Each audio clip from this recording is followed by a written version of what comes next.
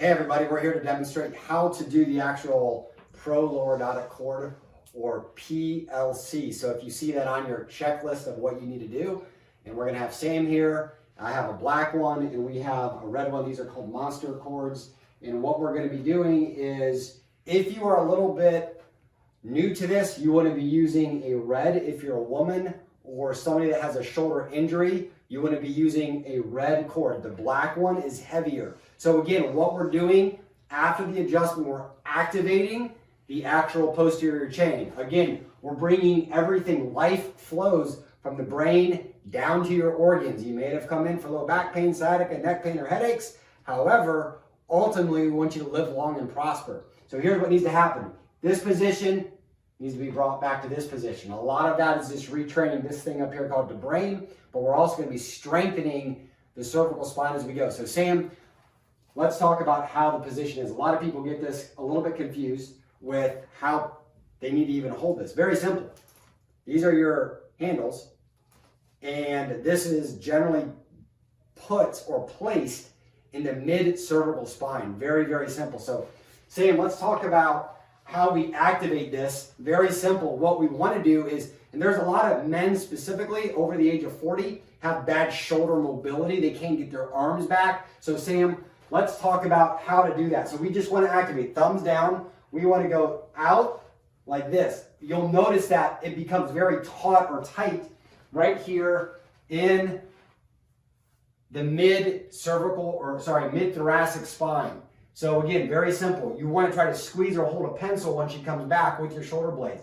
This activates everything here, here, and in the mid-thoracic. A lot of times people that have issues breathing, the mid-spine becomes so tight, leads to anxiety, lots of digestive issues, reflux, because this becomes so interfered with. So we want to start creating mobility here.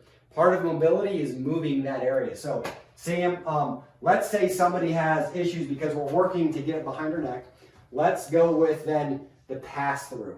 Very simple. We're going to start with pass-throughs. This keeps the shoulder range of motion mobility there. So if you can do that. Very simple. We're just bringing your head through that motion. Very easy to do. If this gives you problems or difficulty with your shoulders, you can just do it with one. You don't have to do it with both. So as you just go through, you just simulate what's doing motion-wise as opposed to doing it with both, as if I were to go up. So let's say we're already past that point, and then put it right in the mid-cervical spine. Very simple. We're going to go right here. Very easy. And what you're trying to do is you're trying to activate all the small intrinsic muscles of the cervical spine. Now, we're not talking about the traps or the lats, the big ones. So you have 5 layers of muscle in the back.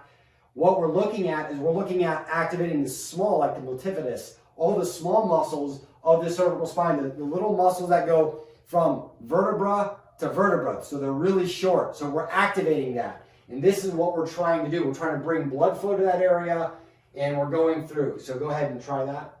Very simple. As you extend out with your arms, you extend or put your cervical spine in extension. And you want to do about 3 sets of 10 with this. If you have to do different sets, like maybe only 5, very simple. You're not really going to hold it there. If you notice, she's just going to extension and bringing it back. And very easy. Then when you get to 10, you're just kind of having a break and relaxing for 30 seconds, and you're redoing that. But again, what we're trying to do is get that curve back into the cervical spine. If you have any questions, make sure you contact one of us as a doctor or somebody at the front desk. We're going to help you further. The direction of the Pro-Lordotic cord extension will be determined on the x-ray. The placement is always going to be the mid-cervical spine. So if you notice that if Sam goes right behind your cervical spine, because of the thickness of the actual strap, we're going to cover a couple different vertebrae. Now, depending on the angle of your spine, you may do a 45-degree angle down. You may go straight forward, or you might go a 45-degree angle up. All right? So that's the only really variation that's going to be. Ultimately, you're going forward with your arms, back with your cervical spine.